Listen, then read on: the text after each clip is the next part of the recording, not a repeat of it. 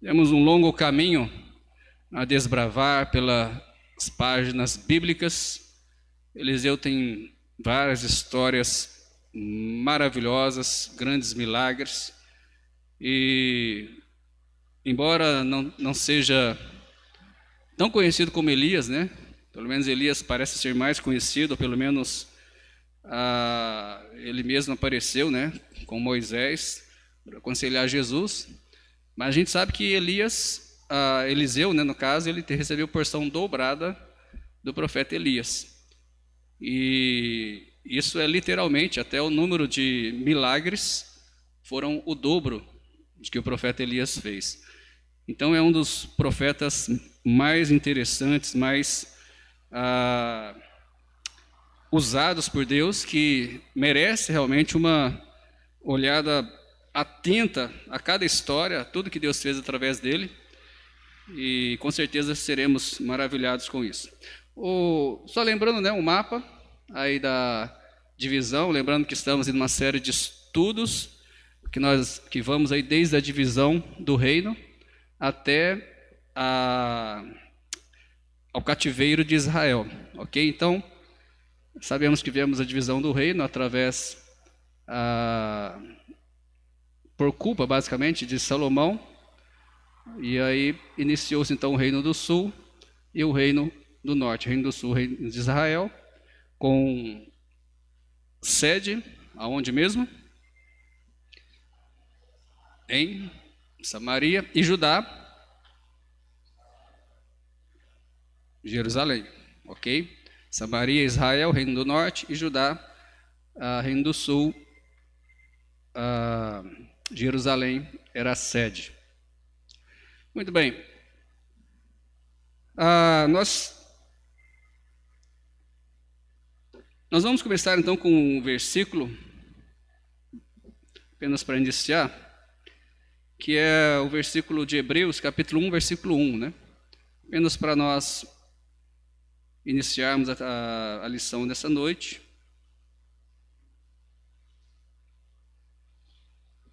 Se você pode, abra lá.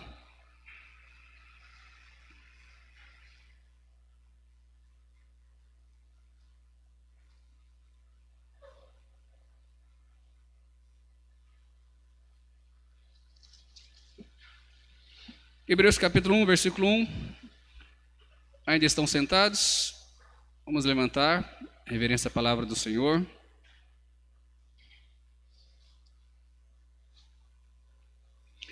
E a palavra de Deus nos diz o seguinte: havendo Deus antigamente falado muitas vezes, de muitas maneiras, aos pais, por quem? Pelos profetas.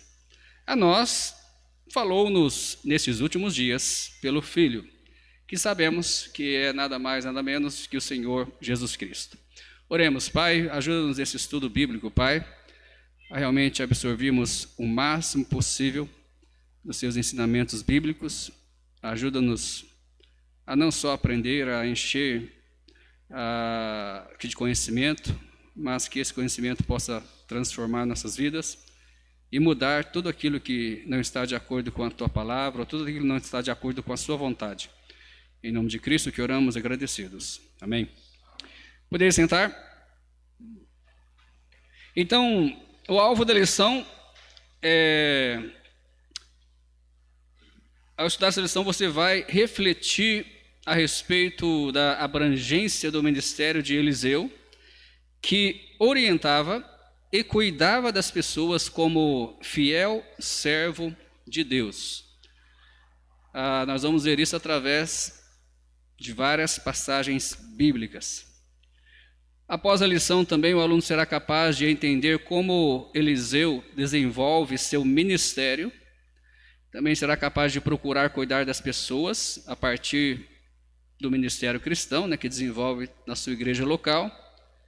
E também será capaz de pensar sobre a abrangência do ministério do crente e da igreja moderna. Temos um papel muito importante nessa terra. Tanto é que quando a igreja for tirada, sai de perto. E junto com ela vai ser tirado o Espírito Santo. E aí, desculpa a expressão, né, comum, né, A lambada vai comer, né? Aí o negócio vai ficar feio realmente para quem ficar aí. Mas, então, enquanto estamos aqui, temos um papel muito importante como igreja, como servos. Eu gosto sempre de salientar, né? A gente fala igreja, parece que é muito abrangente, né? A igreja. Não, é eu. Eu faço parte da igreja. Então é eu que tenho que fazer. É eu que tenho que fazer a diferença neste mundo. E muitas vezes nós deixamos a igreja, o pastor, né? Os irmãos, vai fazer algo, né? E eu fico no meu cantinho, quietinho, não tem nenhuma responsabilidade. Então, que esses estudos, né, com respeito a Eliseu, possam realmente nos levar a fazer mais.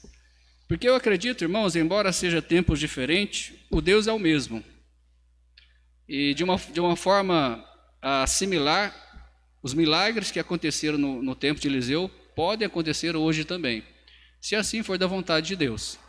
Ok? Não digo assim milagres apenas sem nenhum objetivo, como nós já sabemos, mas milagres que realmente vão fazer as pessoas ver Cristo em nós. E isso vai fazer toda a diferença. Passa para nós, irmão. Pergunta, como sempre. Alguém pode ficar responsável? O irmão Cris já está com o microfone. Eliseu teve um ministério frutífero, amém ou não? Ele teve um ministério muito frutífero, como eu disse, porção dobrada do espírito de Elias, então. Mas a pergunta é a seguinte: o que caracteriza o ministério frutífero? O que caracteriza um ministério frutífero hoje? Crescimento de igreja? É isso que caracteriza um ministério frutífero? Um bom currículo de serviços em lugares relevantes e grandes centros? É isto que caracteriza um ministério frutífero? Ou boa cultura adquirida com vários cursos, né? Pessoa bem estudada, iletrada, né? Doutorado disso, não sei daquilo. Então, o que caracteriza o ministério frutífero para você? É tudo isso? É algo disso? Ou não é nada disso? Fique à vontade, primeiro corajoso, como eu sempre digo, né? É bom ser professor que você só faz as perguntas e aí as perguntas difíceis é para vocês responder. Para mim, o ministério frutífero é um cristão que obedece a Deus.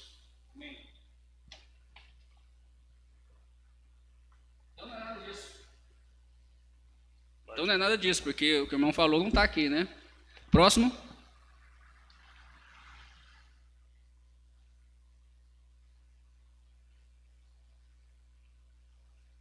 Enquanto não aparece outro, eu vou beber na água.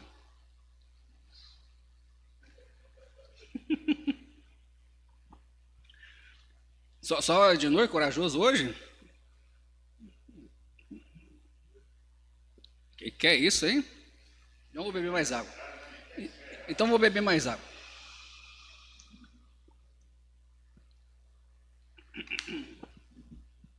Eu já falei, né? Eu sou viciado em água, irmão. Tem um problema muito sério. Pastor Renei, vai. Bom,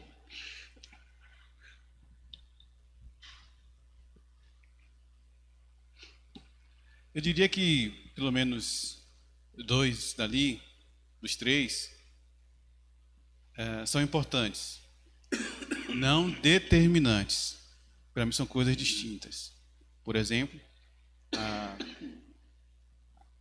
um bom currículo, né, de serviços em lugares relevantes e grandes centros. Essa questão de você fazer mesmo, né, pelo menos é o que eu estou entendendo, algo consistente, né, em lugares, como está dito ali, relevantes e grandes centros. E isso de alguma forma é um meio de frutificar. Cursos, né, assim, aperfeiçoamentos, etc. também vejo como algo também importante, mas não o que determina. O crescimento da igreja, isso pode ser, vamos dizer assim, arriscado, porque depende de como nós julgamos o crescimento, né, de igreja. Se basicamente número, às vezes, até usado a expressão, né, não é crescimento, é inchaço. Então, talvez alguém pode se prender à questão numérica apenas, E para mim não é assim que funciona, né? Certo. Obviamente se passa ou precisa ter um crescimento saudável, com qualidade, assim posso dizer. Amém. Então, dessas três, eu separaria, talvez, né, como resposta primeiro. Agora com essa pequena observação, considerando que as outras duas, se desenvolver é bom, é um meio de justificar também. Agora, acho que além dessas três, eu diria tem uma que é mais importante. Eu vou na carona do irmão, né, do irmão Edu. Jesus ensina em João 15 exatamente esse princípio aí da frutificação. E a lei ele diz que é fundamental que nós permaneçamos nele. Amém. Então, essa ideia de uma vida diária, de uma vida de comunhão, uma vida de estreitamento a nível de relacionamento com o Senhor é fundamental. Para que então, no versículo 5 ele diz, né, ele afirma que sem ele nada podemos fazer. Então, qualquer coisa dessas daí, sem esse permanecer nele ou em Cristo, ou na própria videira, né, sendo Cristo, não vai a lugar nenhum. E ele ali taxa a questão que, sendo assim, vamos frutificar. Ou seja, permanecendo nele, né? Permanecer nele é obedecer a palavra dele, os mandamentos, como amar e etc. Então, eu diria que permanecer em Cristo ou na videira é que de fato me faz ter uma vida frutífera. E esses elementos aí, pelo menos separados nesses três, eu digo que acabam sendo como um bônus, diria. Amém. Não sei se eu consegui ser claro. Sim, foi bom. O que os irmãos responderam poderão ser, então, ou talvez mudados, né? Embora eu acho meio difícil, mas talvez mais reforçado durante todo o estudo, né, dessa primeira parte do ministério de Eliseu. Eliseu ele foi profeta e herdeiro espiritual de Elias. Ele orientava as escolas de profetas, interessante, né? Que existiam escolas de profetas, né, na época de Eliseu. E muitas vezes nós fazemos uma comparação, ou pelo menos hoje, né, nós temos o seminário, né? Então naquela época tinha um tipo de seminário para profetas, né? E Eliseu ele orientava essas escolas de profetas. Ele aconselhava reis, e daqui até conversando, né, na viagem, eu comentei, onde que eu li em algum lugar, né? Algo com respeito a aconselhar reis, né? A gente hoje não tem reis, né? Mas tem presidente, e pelo menos nos Estados Unidos, né, antigamente, Billy Graham, né, ele foi conselheiro de vários presidentes, né, que passaram ali pelos Estados Unidos, né? Então, pelo menos, até onde nós sabemos, um homem também fiel, né? Um homem de Deus também fiel, que aconselharam aí vários presidentes. Eliseu ele aconselhava também, né, os reis. Ele ajudou até os sírios, inimigos do povo de Deus, né? Até povo que era inimigo de Deus, ele ajudou como profeta. Seus milagres eram, na maioria, atos de compaixão e bênção, que chamavam a atenção para o poder e a compaixão do Deus de Israel. Então, tinha objetivos, né? Os milagres de Eliseu. E é certo que nós não vamos saber tudo o que tem para saber. Creio que no céu nós vamos saber muito mais, mas alguns objetivos nós vamos entender sobre os milagres. Passa para nós, irmão.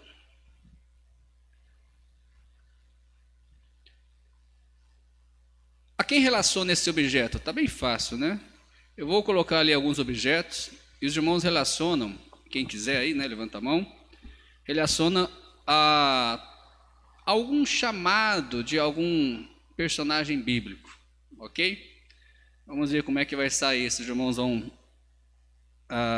o que os irmãos, né, vão lembrar aí na Bíblia. Esse aqui está muito fácil, né? A quem se relaciona esse objeto?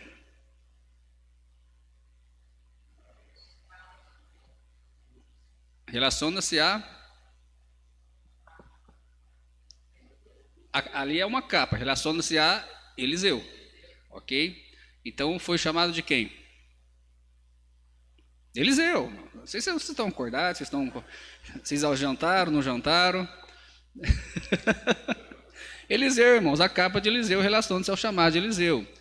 Espero que os irmãos lembrem. Nós vamos passar por esse texto também, né? Que Eliseu, ele estava caminhando com Elias, né? E ali ele fala: olha, eu quero a porção dobrada. Tudo bem, se você me vê, né, tal, você vai ser concedido.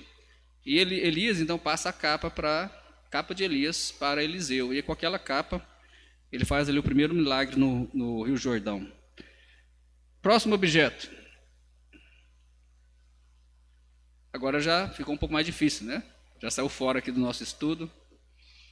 A quem se relaciona esse objeto, a qual chamado?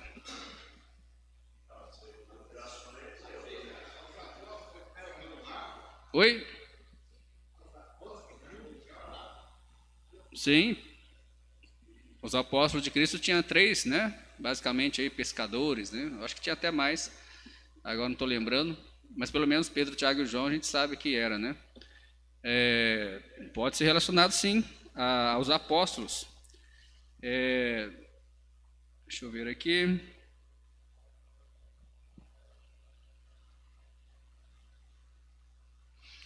Ok, próximo objeto.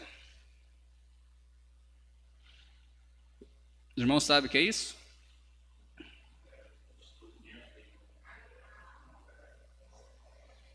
O que é isso? Primeiramente tem que ver o que é o objeto, né? Uma moeda. Agora, a que se relaciona essa moeda? A qual personagem bíblico que foi chamado? Mateus, na lata, né? Mateus, certinho. Próximo objeto. Os irmãos sabem o que é isso? O Henrique deve saber, Paulino, né? Não é possível, né? Esses dias aí se revelou outro também, né, Eduardo? O que é aquilo ali? Uma brasa viva, né? Os churrasqueiros aí, né? Sabe o que é isso? Mas aqui se relaciona essa brasa viva. A qual chamado? De qual profeta? Aí, já dei dica, né? Isaías, já dei dica. De profeta, né? Ok. Creio que são só esses, né? Muito bem, então vamos falar sobre Elias e Eliseu. Elias, quando fugia de Jezabel, Elias teve um encontro com Deus em Horebe, lá no Monte Horebe. E ali Deus lhe renovou as forças espirituais e o recomissionou para seu serviço. Alguém lembra o que Deus mandou Elias fazer? Deus mandou ele fazer várias coisas, mas lembra aí de algo que Deus mandou fazer? Lá em 1 Reis, capítulo 19, versículo 15 e 16.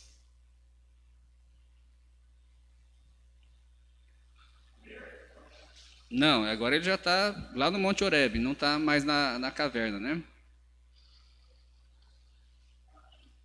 Oi? Não. Deus mandou ele ungir várias pessoas, né? Se não me engano, um rei da Síria, um rei de Israel, e também mandou ungir a quem? Eliseu como profeta no lugar dele, né? No lugar de Elias. Elias então chama Eliseu para servir como profeta. Antes de eu continuar aqui, alguém sabe qual era a profissão de Eliseu? É interessante a profissão dele, né? Tem até uma pergunta que a gente usa nas batalhas bíblicas, né? Que poucos sabem. Eu não vou fazer a pergunta, porque aí você já sabe a resposta da primeira pergunta. Alguém sabe qual era a profissão de Eliseu?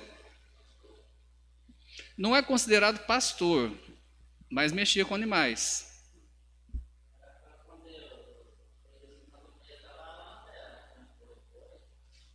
Com bois. Eliseu era boiadeiro.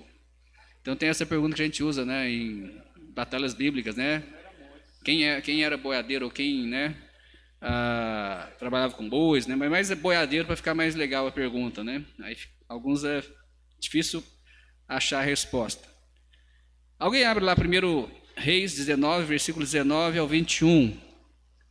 Então, como eu disse, voltando do encontro de Deus, Elias viu Eliseu que trabalhava no campo com 12 juntas de bois e lançou sua capa sobre ele. Alguém lia lá, 1 Reis 19. Partiu, pois, Elias dali e achou Eliseu, filho de Safate, que andava lavrando com 12 juntas de bois adiante dele, e ele estava com 12ª. E Elias passou por ele e lançou a sua capa sobre ele. Então deixou ele os bois e correu após Elias e disse: deixa-me beijar a meu pai e a minha mãe, e então te seguirei. E ele lhe disse: vai e volta, pois que te fiz eu? Então, como os irmãos puderam ouvir aí na leitura, imediatamente, né? Eliseu reconheceu aquele ato como um chamado, né, de servir a Deus. A Bíblia diz também que ele sacrificou uma junta de bois ao seu Senhor como oferta de comunhão, do qual participou o povo também dali. Despediu-se então de seus pais, como ele diz aí para Elias, né? Deixa aí beijar meu pai, no caso despedir, né? E seguiu Elias, servindo como seu auxiliar. Basicamente, Eliseu deixou tudo, né? Deixou tudo para trás. Profissão, os pais, e talvez até uma outra vida que ele poderia ter, né? A Bíblia não fala se ele tinha esposa ou filhos, pelo menos aqui, né? Então, deixou tudo para servir a Deus, né? Algum comentário, pergunta até aqui? Nos faz lembrar o episódio Jesus, né, e os apóstolos, por exemplo. Impressionantemente, por exemplo, Mateus, né, o Levi, estava trabalhando, Jesus o chama e o texto diz, eu gosto pelo menos dessa expressão, né, imediatamente, né? Foi. No caso ali, Mateus foi seguir Jesus. É verdade. Os apóstolos, né, é um exemplo também, bem parecido, né?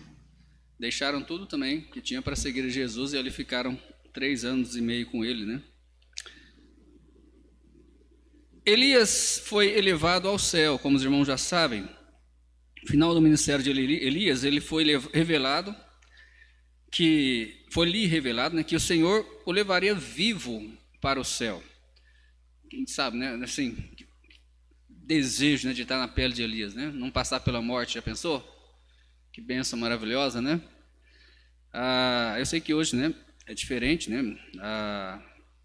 Mas Deus pode, pelo menos, muitos vão estar vivos, né? Tomara que eu esteja, não sei, quando Cristo voltar e vamos ser transformados. Mas Elias foi elevado ao céu. Na última caminhada, portanto, com Eliseu, Eliseu não, ele sabia, né, do que ia acontecer. Ele não se afastava de Elias de forma nenhuma, né? Ele soube o que ia acontecer e eles caminhando ali passaram em alguns lugares e os profetas, né, os alunos de profetas falavam: ó, você está sabendo que seu senhor vai ser levado, né? Eu falei: tô sabendo, né? E aí Elias falava para Eliseu: não, fica aqui que Deus me mandou ir a tal lugar. Não, de maneira nenhuma eu vou ficar, não, você está pensando o quê? Né? Falando com minhas palavras, né? De jeito nenhum, onde o senhor for eu vou. E aí na hora que eles atravessaram o Jordão, né? E aí Elias pergunta para ele o que ele queria, né? O que ele poderia fazer por ele. Ele pede a porção dobrada de Elias. No original hebraico, a declaração, lá em 2 Reis, capítulo 2, versículo 9, a declaração é que eu tenha porção dupla no teu espírito. Lá em 2 Reis 2, 9, foi o que Eliseu respondeu a Elias. Pela lei de Moisés, irmãos, o filho primogênito devia receber porção dobrada na herança do pai, conforme está lá em Deuteronômio capítulo 21, versículo 17. Que interessante, né? Eliseu estava pedindo aqui o privilégio de liderar o ministério profético em Israel, como Elias havia feito, né? Estava no final do ministério de Elias, então ele pediu esse privilégio de liderar. Então lembra aí essa lei, né? Do filho primogênito que deveria receber porção dobrada na herança do pai. se está assim, ele foi concedido. Lá em 2 Reis 10, 2, versículo 10 e 12. Alguém leia para nós. 2 Reis 2, versículo 10 e 12. Reis 2, 10. 10 e 12, ao 12, né? E disse: coisa difícil pediste, se me vires quando for tomado de ti, assim se te fará. Porém, se não, não se fará. E sucedeu que, indo eles andando e falando, eis que um carro de fogo, com cavalos de fogo, os separou um do outro. E Elias subiu ao céu num redemoinho. E o que, vendo Eliseu, clamou isso. E que vendo Eliseu, clamou: meu pai, carros de Israel e os seus cavaleiros. E nunca mais o viu.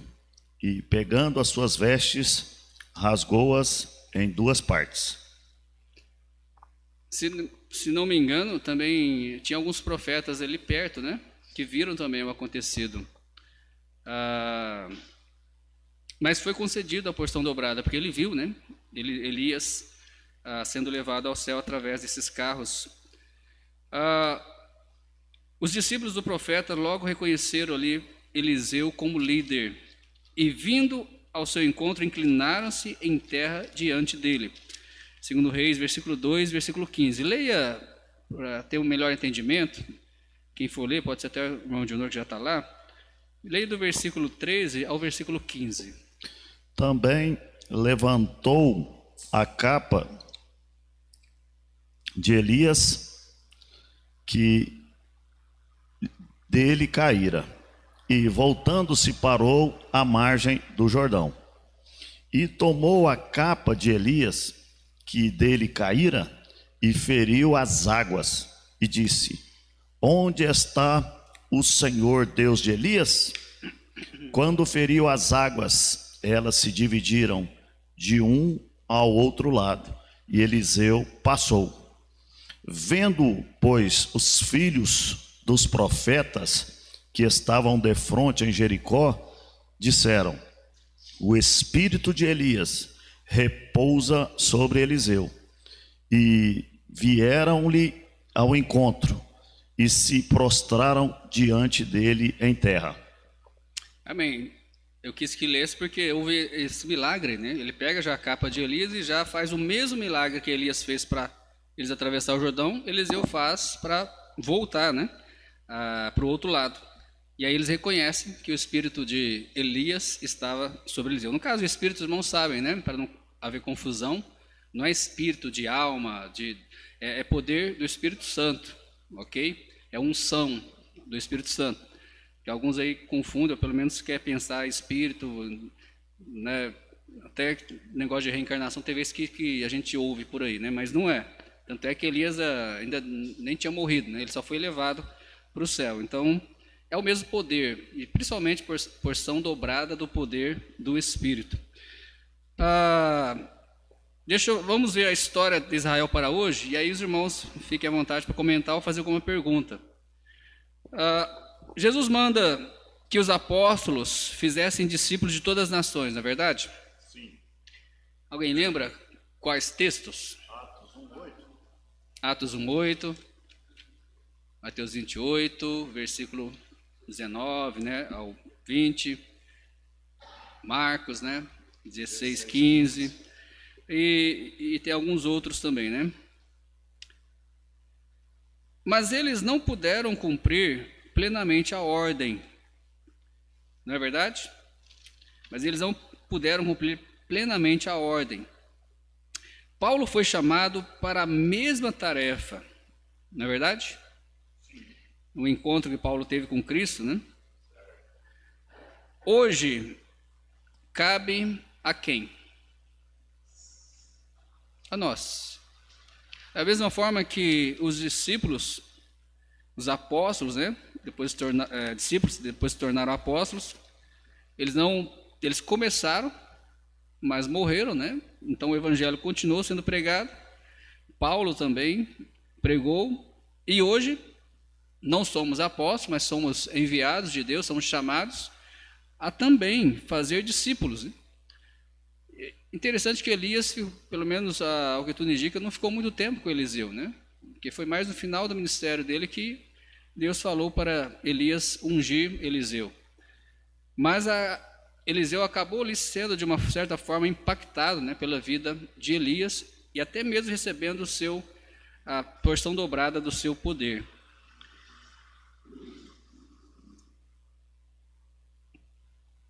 Perguntas ou comentário? Leva o microfone lá para o irmão. Em algumas vezes, pregação e estudo, eu vi falar muito sobre isso, sobre o ID, né, o pregai, e dá a impressão, igual você falou, nós temos de continuar a história, dá a impressão que o livro de Atos não terminou. Você viu? Parece que eles estavam acabando de escrever, teve que sair correndo. Não é verdade? Sim. O jeito? Então, dá a impressão que eles teve de sair depressa, então, para dar a igreja agora dá continuidade. É verdade. Nós como igreja. O livro de Atos, na realidade, a história da igreja, né, que começou com o livro de Atos, continua até hoje, né? Mas não tinha jeito de continuar escrevendo, né? Imagina aí quantas páginas seria até hoje. Pastor? Pessoal, algo para mim, como líder, essa importância, ou esse objetivo, eu diria, né, de ter o cuidado da sucessão de liderança e tal. Eu particularmente, assim, pensamento e no meu coração há esse desejo de que a líder precisa gerar outro líder. Então, algo para mim, né, que eu trago com bastante seriedade, de ter esse objetivo de alguma forma a gente ser instrumento de Deus para formar outros líderes, para dar de fato continuidade, porque eu sei que entendo que não ficarei para sempre, né? Uhum. Então, a importância de ter esse algo. E algo para nós, como geral, como igreja, de repente, a gente levar um pouco mais a sério, eu diria, essa questão de discípulo precisa fazer discípulo. Assim, infelizmente, eu tenho uma impressão que nós estamos deixando isso de lado. Há um termo, né, eu concordo com ele, que ovelha gera ovelha. Uhum. E nós acabamos de ter, permita, pode entrar nesse ponto, recentemente as conferências de missões. Sim. Não basta apenas sermos despertados em, de repente, aumentarmos a nossa promessa de fé, que é importante, não há como negar isso, mas eu vejo que também, junto a isso, que o nosso coração arda também para levar o evangelho às pessoas. Verdade. A gente precisa levar mais a sério isso. Nós entramos numa certa rotina comum, trabalho, casa, etc., igreja, mas eu acho que nossa melhor rotina deveria ser fazer discípulo. Nós lembramos de 3 textos, né, Mateus, Marcos e Atos, que Jesus claramente disse para o seu discípulo, para nós automaticamente como igreja, que deveríamos fazer ele conhecido.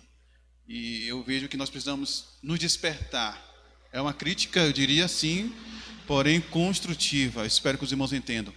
Amém. Que nós precisamos nos dispor mais a fazer discípulos. Amém. E é verdade, né? Cada um tem responsabilidade. Se você é salvo e tem certeza disso, né? Todos nós que somos salvos temos a responsabilidade de discipular, né? Vamos continuar. Eu poderia até alongar esse assunto, mas senão a gente vai sair fora do foco aqui, né? Mas é importante que a conferência realmente não seja só algo relacionado a dinheiro, né? Mas eu fazer, ok? A você fazer. Vamos lá então para frente. Próximo, passe para nós. Eliseu e os discípulos dos profetas. Desde cedo havia profetas que viviam em grupos e profetizavam juntos. Samuel, Elias e Eliseu davam lideranças espiritual a tais grupos. É notável como Eliseu os ajudou. Vamos ver aí alguns pontos em que Eliseu foi usado. Primeiro, cuidado com a viúva de um profeta. O cuidado com a viúva de um profeta que está lá em 2 Reis, capítulo 4, versículo 1 ao 7. É um texto maravilhoso, né? Eu já preguei nesse texto, provavelmente os irmãos já ouviram várias pregações nesse texto. Vamos lá. Nós não podemos, a vontade realmente é de ler todos os textos e comentar, e aí a gente não sai do lugar, né? Aí talvez a seleção, ao invés de fazer talvez no mínimo 4 domingos, tipo assim, né? 2 domingos nessa parte 1 e 2 domingos na parte 2. Aí, se demorar, aí a gente vai ficar aí uns 10 domingos, né? Porque é muita coisa. Mas vamos lá. 2 Reis 4, versículo 1 ao 7, quem puder ler para nós.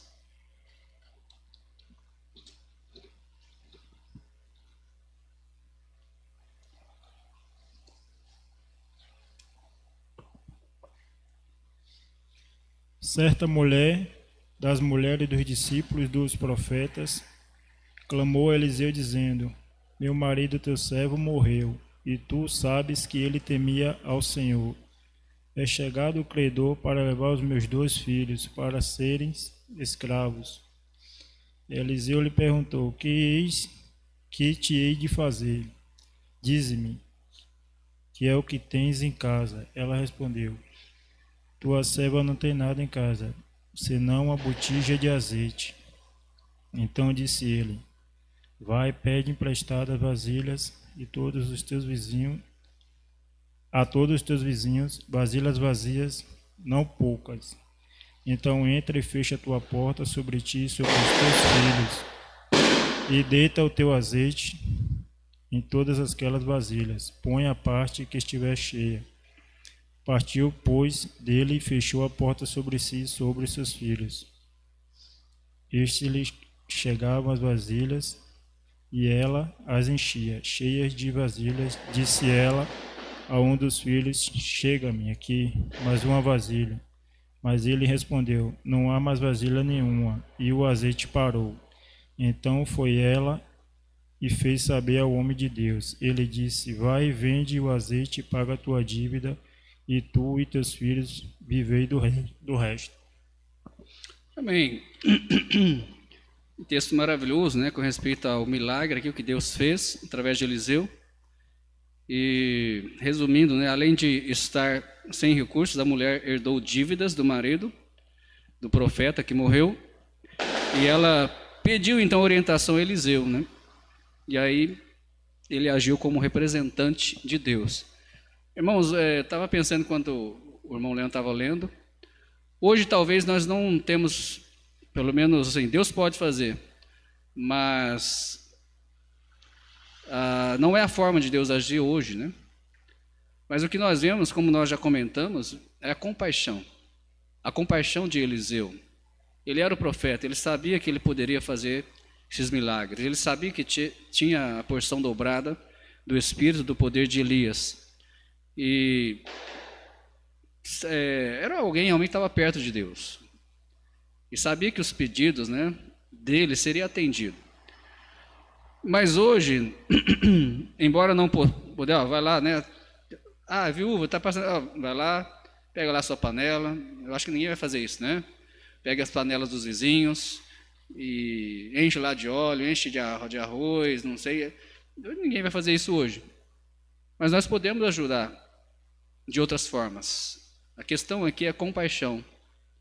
Né? Da forma que Eliseu ajudou, nós podemos hoje ajudar. Se alguém está passando necessidade, se alguém pede ajuda, e temos que tomar muito cuidado com isso, eu sei, porque tem muitos golpes, né, por aí, mas quando a gente comprova, né, como aconteceu com esse mês, a igreja ajudou, né, uma família necessitada, como a gente comprova, a gente tem que ajudar, não podemos realmente, de maneira nenhuma, deixar de ajudar.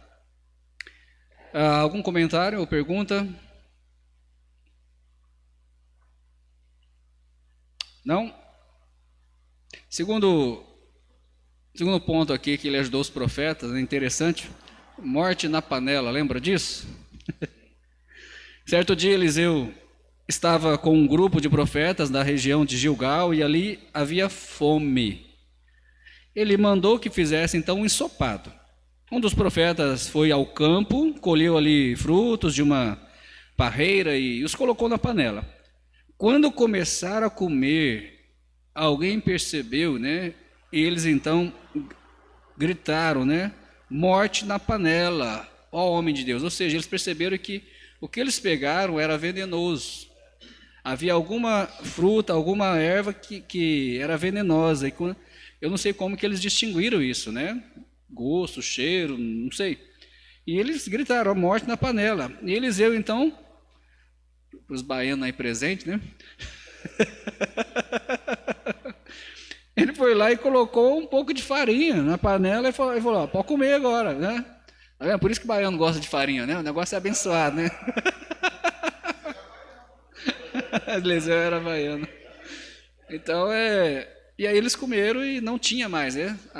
Aquele veneno, como eles perceberam, não tinha mais, e eles comeram à vontade. Está lá em 2 Reis 4, versículo 38 ao 41. Nós não vamos ler, mas tem algum comentário ou pergunta, irmão Dienor? É o que está acontecendo em muitas igrejas hoje, né? Morte na panela.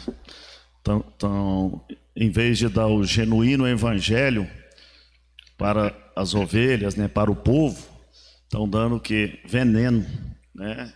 Coisa que estão causando morte espiritual nas pessoas. Verdade. Então, essa morte na panela aí é atual nos dias de hoje. Verdade. Muitos homens que se dizem profetas, né? Uhum. Estão usando seus púlpitos para dar veneno para o povo. E o povo tem entrado. Fazem o contrário, né, do que Eliseu fez, né? Eliseu Exatamente. purificou, né? Ok. Próximo foi a multiplicação dos pães. Outro fato interessante, irmãos. Outra pergunta que a gente costuma fazer em batalha bíblica, né? Quando foi a primeira multiplicação dos pães? Aí as pessoas já vão logo para Jesus, né? E não, Eliseu fez isso antes, né? Muito, muito antes Eliseu já tinha feito isso. Então, noutra ocasião, havia fome e Eliseu ordenou o que deveria ser feito, conforme a orientação do Senhor. Abram lá, 2 Reis, capítulo 4, versículo 42. 2 Reis 4, versículo 42. Alguém lê para mim, versículo 42 ao 44.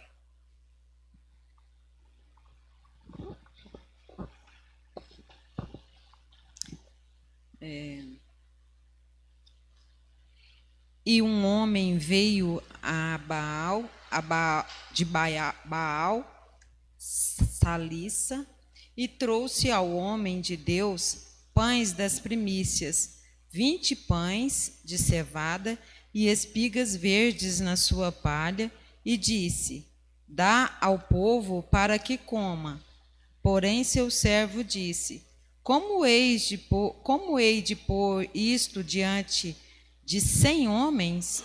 E disse ele: dá ao povo para que coma. E dá a ele para que coma, porque assim diz o Senhor: comerão e sobejará. Então lhes pôs diante e comeram, e ainda sobrou, conforme a palavra do Senhor. Bem parecido, né, com a multiplicação dos pães e os peixes, né, que aconteceu com Jesus, né, bem parecido, né, deu e ainda sobrou, né? Jesus fez sobrar 12 textos, né.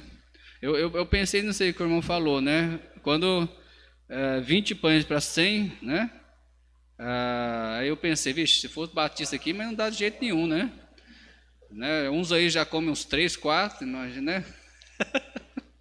Mas, interessante, multiplicação dos pães. Alguém sabia? Deixa eu só curiosidade, seja sincero. Você sabia que havia multiplicação dos pães no Velho Testamento, além de Jesus Cristo? Você sabia? Então, é interessante, né? Porque pouco se fala, né, sobre isso. Então, tais milagres relembram, como eu já disse, os de Jesus, que multiplicou aí os pães e peixe. Mas mais uma vez, irmãos, vemos aqui a compaixão, tanto no cuidado com aquela viúva do profeta, né? Morte na panela ali, né? Com os profetas, e também agora a multiplicação dos pães. E por último, machado que flutuou, lembra disso? Pensou um ferro flutuar na água. Segundo Reis 6, versículo 1 a 7. Nós não vamos ler, mas fique à vontade em abrir e dar uma olhadinha.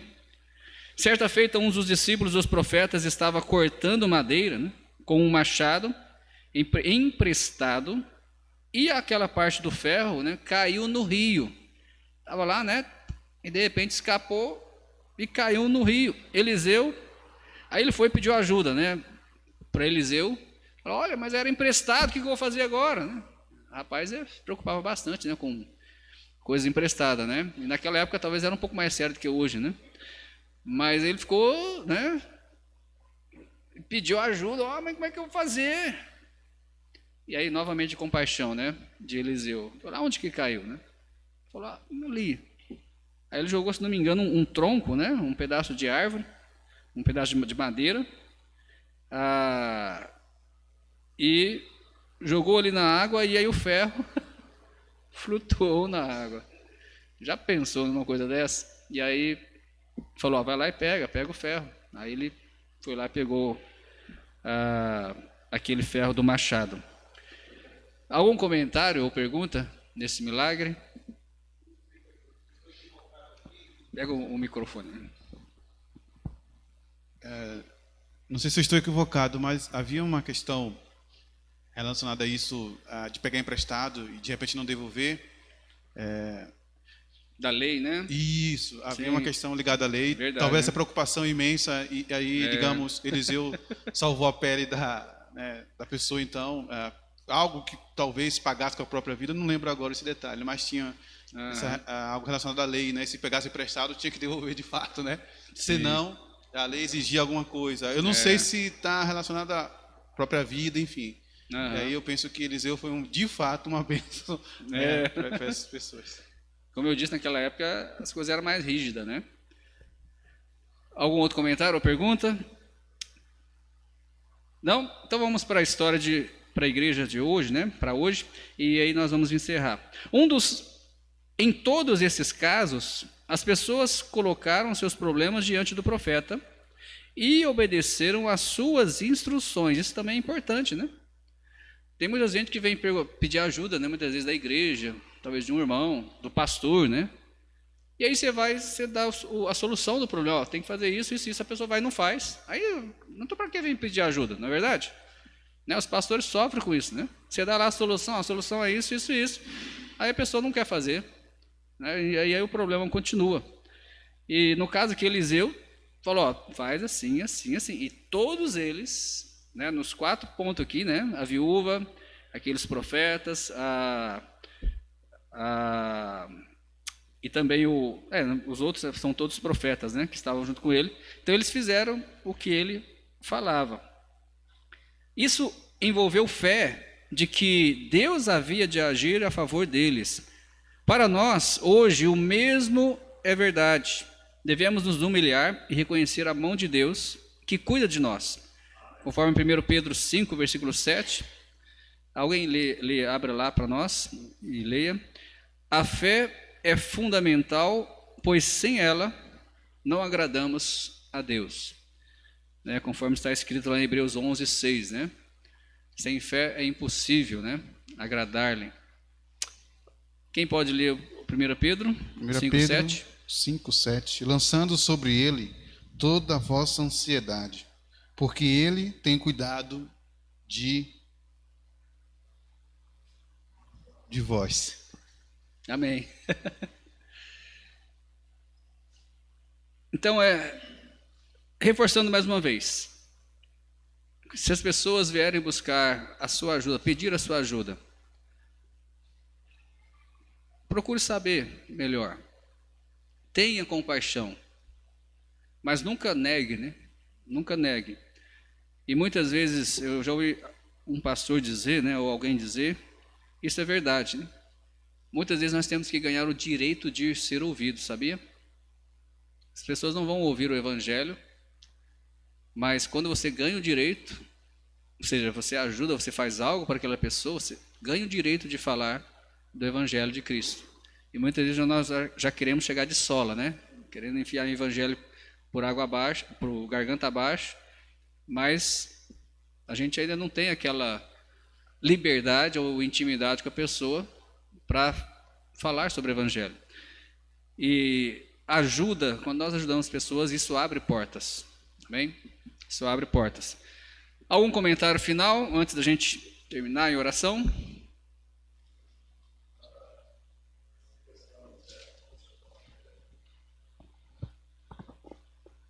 Eu fui de família muito pobre e recebi muitas ajudas quando eu não era nada ainda, né? Quando era criança. Uma família muito grande, muito pobre. Então, graças a Deus, Deus colocou no nosso caminho, no caminho da minha família, pessoas que nos ajudaram muito. E hoje, às vezes, eu estou na feira, aparecem algumas crianças. Recentemente chegou uma criança lá, me pediu uma banana, e eu dei uma pencona de banana, assim, bem grande para ele. Eu fiquei olhando assim no sorriso dele, assim, ficou com aquele sorriso todo, né, sem acreditar, né?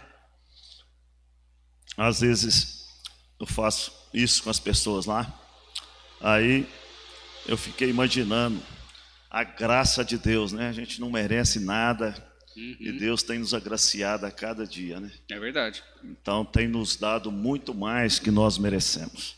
Amém. Então é importante, irmão, se a gente puder ajudar as pessoas, Amém. tanto o lado espiritual, que é o mais importante, mas também o lado físico, né?